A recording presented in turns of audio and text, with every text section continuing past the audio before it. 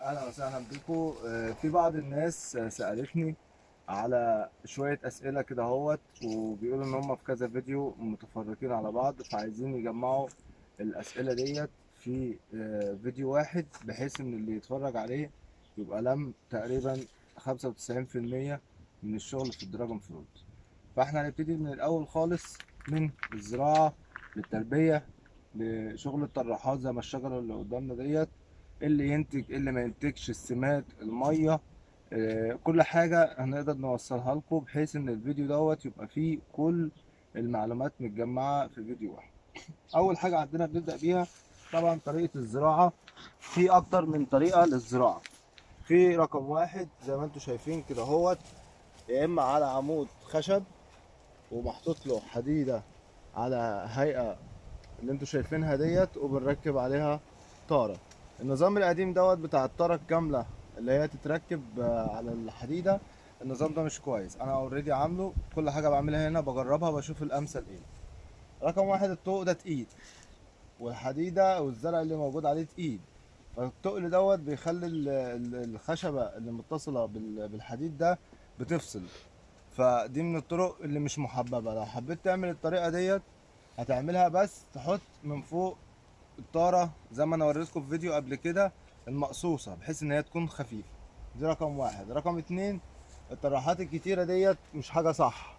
المفروض الطراحات الغضة اللي كلها اللي من فوق في القلب دي تتهوى، ما يبقاش فيه غير الطراحات ديت بس. واحد، الغذاء هنا يبقى كويس. اتنين، ما يبقاش فيه حمل جامد على الطوق وعلى الشغل كله اللي موجود عندنا.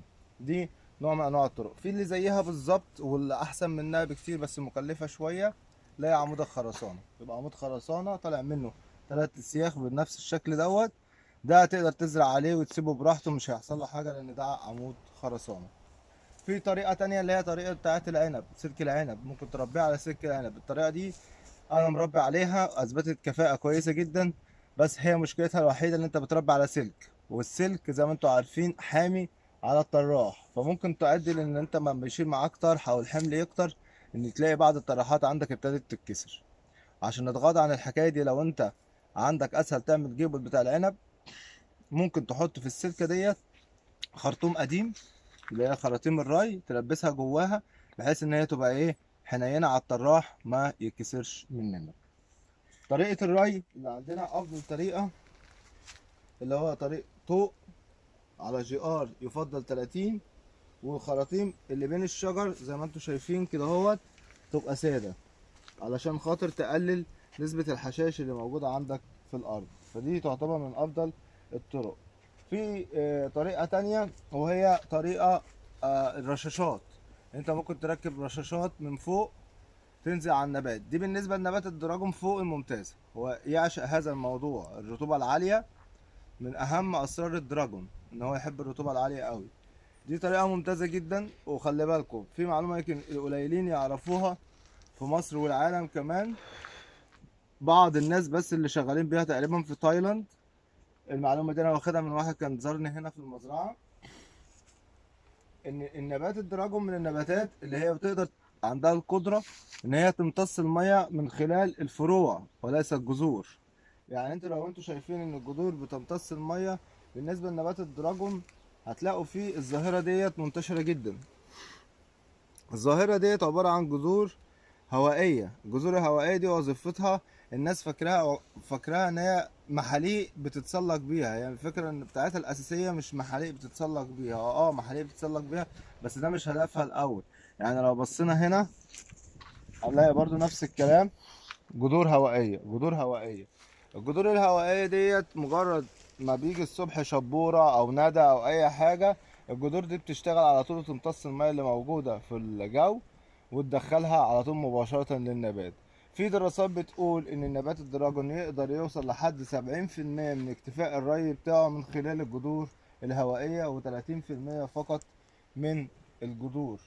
فدي ظاهرة مهمة جدا. علشان كده الرشات اللي بنرشها في الدراجون بتحقق كفاءة عالية جدا، لأن النبات ليه قدرة على الامتصاص عالية جدا جدا جدا. فاللي بيتابع أسلوب الرش، يعني أنا في شغلي بحب أسمد أو أغذي أو أدي مغذيات عن طريق الرش. يعني أنا تقريبا كل 3 4 ايام ممكن ارش عادي، اوفر ان انا احط في السماده في الارض اللي ينفع يترش معايا ارشه، بيبقى اكثر كفاءه من الامتصاص الجذور. نرجع تاني لطريقه التربيه اللي قلنا عليها. خلاص كده هو الثلاث اشكال اللي اتكلمنا فيهم. طبعا زي ما احنا في الفيديوهات قبل كده شرحناها، نقولها بسرعه. ان النبات المفروض اللي بيطلع مني بسيب منه نمو واحد طالع مكمل معايا لفوق الطوق، واي نموات جانبيه زي كده يفضل ازالتها اول باول، ما تستناش لما تكبر عشان ما تاخدش منك غذاء على الفاضي. بيطلع معايا زي ما قلنا برضو فوق، يا اما بنعمل تيبنج للنبات عشان يطلع فروع، او بنسيب الطراح مجرد ما بينزل القمه الناميه بتاعته بتبقى انتهت، نتيجه ان هي مش متوجهه لاعلى، متوجهه لاسفل. فانتهاء القمه الناميه دوت بيخلي العيون اللي موجوده هنا تبتدي تنشط وتطلع لي نموات جديده، زي المنظر اللي احنا شايفينه اهو. ادي النبات مجرد ما نزل ابتدى نموات تطلع. طبعا انا في الحاله دي انا عندي نموات كتيره كافيه، يفضل طبعا النموات اللي انا مش عايزها او النبات كده مغطيني بلاش منها، عشان ما تهلكش غذاء وفي نفس الوقت هتبقى حمل على الفاضي بالنسبه للنبات. دي طريقه التربيه سريعا.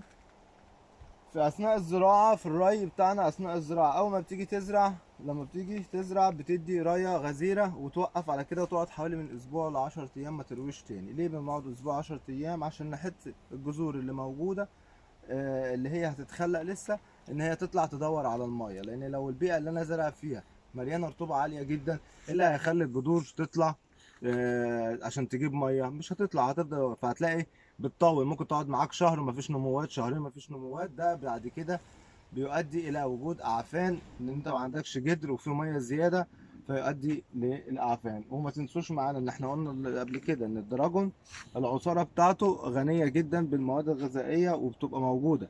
انا عندي نبات تجربه عاملها، النبات دوت اتكسر مني، ما رضيتش اشيله سيبته، وبرغم كده زي ما انتم شايفين النبات اخضر زي ما هو، ما حصلوش. النبات ده مقطوع بقاله اكتر من شهرين ماشي، وفي نموات كمان طالعه، في نموات كمان طالعه. ده دليل على ان النبات شغال، لسه شغال عادي، ما فيش مشاكل، اكنه ما حصلوش حاجه. نموات جديده اهي، نموات جديده اهي اهي، مفيش اي مشكله فيه ومفيش جذور. وده اللي يثبت نظريتي ان هو بيمتص الميه عن طريق الجذور الهوائيه، يعني نبات من غير جذر وبرغم كده بيطلع نمو. خلي بالكم، يمكن ده من النباتات القليله جدا، او هي عائله الصباريات، هي العائله الوحيده اللي تقدر تعمل الموضوع دوت، ان هي تكون مفصوله وتجدد. ده نتيجه ان العصاره بتاعتها بتبقى غنيه. عشان كده اللي بياخد يزرع عن طريق العقل ما يقلقش، لان كده كده العقله فيها الغذاء بتاعها اللي يقضيها لحد ما تطلع الجذور بتاعتها.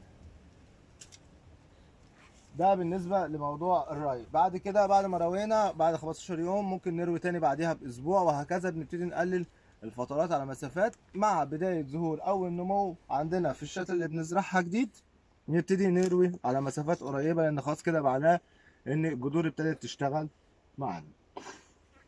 في بعض الاسئله اللي الناس كانت بتسالها لي، ازاي اميز ما بين الشتله او العقله اللي تنفع تشتغل معايا والعقله اللي هي ممكن ما تشتغلش معايا.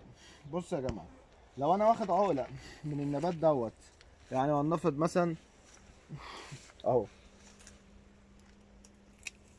ده زي ما انتم شايفين اللون بتاعه ازرق غامق، وبدل ما ازرق غامق ده اتاكد انت لو زرعته هيطلع معاك بنسبه 100%، لان هو اوريدي طراح مستوي، فسهل ان هو يجدر ويشتغل معاك. اما بالنسبه لو انا خدت نمو زي ده غض اخضر، غض واخضر، ده لو اتزرع بنسبه 70% هيفشل معايا، لان هو لسه ما عندوش العصاره اللي تشغله لحد ما الجذور تطلع، فيبتدي يعفن مني ويموت، خصوصا لو اتزرع في الشتاء مش في الصيف.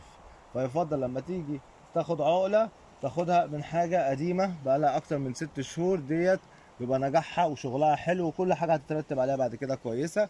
اما اذا كان غض فهيبقى الموضوع مش كويس خالص. تاني سؤال الناس سألوه لي برضو، ازاي اقدر اميز ان اذا كان النبات بتاعي هيطرح السنه دي ولا مش هيطرح السنه دي؟ اذا كان النبات بتاعك وصل للمرحله ديت ان هو عدى الطوق ونزل وربى طراحات قديمه زي كده اهوت، ده بنسبه 100% ان شاء الله باذنك يا رب هيطلع تزهير وهيطلع عقد. اما بالنسبه للطراح زي اللي موجود عندنا هنا هتلاقوا ان هو لسه غض. ده طراح السنه الجايه مش طراح السنه دي اللي هيطلع انتاج. طبعا ده لا يمكن يطلع انتاج، كل اللي في القلب دوت الغض ده لا يمكن يطلع انتاج ولا يفضل زراعته حاليا. يعني انت حتى لو قصيته دلوقتي احنا سايبينه بس عشان يستوي شويه، واول ما يستوي يتحول لونه كده هنبتدي نقص كل اللي في الداخل دوت وننزل بيهم زراعه جديده. طيب ازاي اميز بين الاصناف؟ الاصناف اللي موجوده من الدراجون ياما مفيش اكتر منها، والناس اللي بتعرف تميز في الدراجون الابيض من الاحمر من الاصفر قليلين قوي، لان الاختلاف اللي بينهم بيبقى ضئيل، والعين العاديه اللي مش خبيره ما بتقدرش تميز منه قوي. طب ازاي نعرف نميز منهم؟ في حاجات واضحه وصريحه بين كل عيله، الابيض او الاحمر او الاصفر، بتبقى تعرفها من الوهله الاولى. اما ان الصنف ده كويس او مش كويس ده مش هتقدر تعرفه الا من خلال ان انت تزرعه ويكون مطلع عندك انتاج وشفته. فدي بترجع لامانه للي بيبيع، انه لازم ما يبيعش حاجه هو مش مجربها. وده اللي بنصحه دايما الناس اللي بتبيع في الاسواق، يفضل ما تبيعش حاجه غير لما تكون انت شفتها وجربتها بنفسك، لان انت ممكن يكون عندك صنف اوريدي مش منتج. في بعض اصناف الدراجون مش منتجه، وفي بعض اصناف الدراجون بتزهر وما بتعقدش، وفي بعض اصناف الدراجون بتزهر وتعقد لكن انتاجها بيبقى خفيف قوي جدا، وفي بعض الاصناف اللي هي بتبقى مميزه عالميا والناس بتشتغل عليها، بتطلع كواليتي كويس وجوده كويسه واحجام كويس. فعندنا في الابيض، الصنف الابيض بيبقى المسافه ما بين العين والعين مسافه واسعه وواضحه وصريحه، مسافه واضحه وصريحه. غير كده الكبسوله بتاعه العين بتبقى الى حد ما صغيره ومش باينه قوي. اما في الصنف الاحمر بنلاقي ان المسافات اللي بينهم ديت بتبقى قريبه جدا جدا، والبرعم اللي طالع ذات نفسه بيبقى اكبر واوضح من دوت. يعني بمعنى اصح بيبقى الاحمر اكتر شوكا.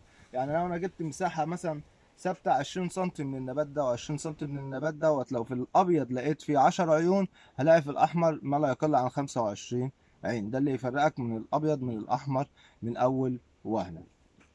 في بعض الاسئله التانية الناس سالتني امتى اقدر اخد شتله من من النبات اللي عندي او عقله عشان ابتدي ازرعها تاني. كل اللي جوه دوت الغض ما ينفعش يتنقل، عشان في ناس كتير بتنقله ويقول لك ده فشل عندي. ما طبيعي ان هو هيفشل عندك لان هو لسه غض. لازم يبقى على الاقل نص مستوي، دي اقل حاجه بيبقى فيها نسبه مخاطره بس الى حد ما بتنجح، اللي هو زي الطراح ده نصه ازرق غامق ونصه اخضر. الازرق غامق ده هيقدر يشغل الاخضر اللي فاتح دوت وهيبتدي يجدر ويبتدي يشتغل معاه. يعني اوضح مثال اهو، حته زي دي برغم ان هي صغيره لكن من ورا غامقه ومن قدام فاتحه عادي هتشتغل معانا. لكن الجزء اللي هو كله زي كده اخضر غض او زي كده اخضر غض ده بيبقى صعب قوي ان هو يتنقل معانا. بالنسبه لموضوع التسميد، بخصوص التسميد النبات الدراجون مش شره للتسميد. هو اهم حاجه عنده السبخ. اهم حاجه انت بتزرع على سبخ يكون سبخ بكميات كويسه جدا بنسبه 1:1. يعني لو عندك 1 رمله يبقى عندك 1 قصادها سبخ، وممكن كل سنه تسبخه مفيش مشكله فيه، هو يحب السبخ. اما انت لو ما كانش متوفر عندك سبخ او حابب تدي للنبات سترونج اقوى، يبقى اضخم، يبقى اقوى يعني، وانتاجك يبقى اسرع، ومحتاج عندك الامكانيه ان انت تكلف شويه، طبعا بنبتدي في اول السيزون بسمات ازوتي، وبعد كده هو طبعا مع حمض الفوسفوريك بيبقى اساسي معانا عشان يشجع بعد كده عمليه التزهير. ومع بدايه خروج عمليه التزهير بنبتدي نقلل نسبه الازوت لنسبه البوتاسيوم والمغنيسيوم. وفي مرحله التزهير ضروري جدا موضوع الكالسيوم بيبقى قبل التزهير كده بحوالي 15 20 يوم عشان يثبت لنا معانا العقد ويقوي العقد بتاعنا. بالنسبه لموضوع التسميد. اما موضوع الرشاد خلي بالكم دي اهم حاجه للدراجون اللي الناس كلها للاسف بتقع فيها، وكل الناس بتبعت لي بتقول لي يا اشرف انا عندي النبات بيظهر وينفل ويقع. السؤال ده اتسال لي كتير جدا جدا جدا. ينفل يعني الحبايه تلاقي بعد ما قعدت تصفر كده معاك وتروح واقعه ما بتكملش معاك. ده بيجي نتيجه ايه؟ ده بيجي نتيجه حاجتين اساسيين. واحد، نقص الحديد اللي موجود في النبات، فده بنعوضه ان احنا بنرش رشات كل 15 يوم حديد. رقم اتنين، كالسيوم والبورون. الكالسيوم والبورون بيبقوا قليلين، فالنبات ما بيكونش التخصيب بتاعه كويس، فيبتدي يقع مننا. فلازم احنا في مرحلة اللي احنا فيها دلوقتي بنرش حديد، وبيجي في مرحلة قبل التزهير كده بحوالي 10 أيام لحد ما بعد التزهير بنرش معانا كالسيوم بورون على الأقل مرتين. ده ضروري جدا. فالثلاث عناصر الرئيسيين دول بيبقوا مهمين قوي عشان يقللوا لك نسبة التنفيذ أو نسبة سقوط الأزهار. آه نسبة سقوط الأزهار اللي هي بتتحول للون الأصفر وتروح واقعة. طيب بالنسبة لموضوع التلقيح، بصوا يا جماعة، الدراجون بيلقح نفسه، ده لا غبار عليه. مفيش في بعض الأصناف ما بتلقحش نفسها، بس هو غالبا بيتلقح. مش هي دي القضية. هي القضية في قصة إيه؟ إن أنت ممكن بعد ما يتلقح النبات عندك، فاهمني، يديلك حبايات صغيرة. ماشي. فعلشان كده احنا بنلجأ للتلقيح اليدوي. طبعا انت لو انت زارع شوية نحلة هينقل لك شوية مش عارف ايه. لو انت بقى منطقة ما فيهاش نحل، ما فيهاش حشرات ليليه، ما فيهاش اي كلام من الكلام ده خالص، هتضطر كده كده تلقح يده. انا كده كده برغم ان انا عندي منحل وعندي وبتاع لازم القح يده. ليه؟ لان تلقيح اليد دوت اثبت كفاءته انه بيزود عدد الغرف اللي موجوده في النبات، اللي بيدي لك في الاخر احجام كبيره. يعني احنا وصلنا دلوقتي عندنا الحبايه الواحده لكيلو. فعلشان توصل للحجم دوت لازما تلقح يده. تلقيح اليد طبعا معروف ان هو بيبقى بالليل.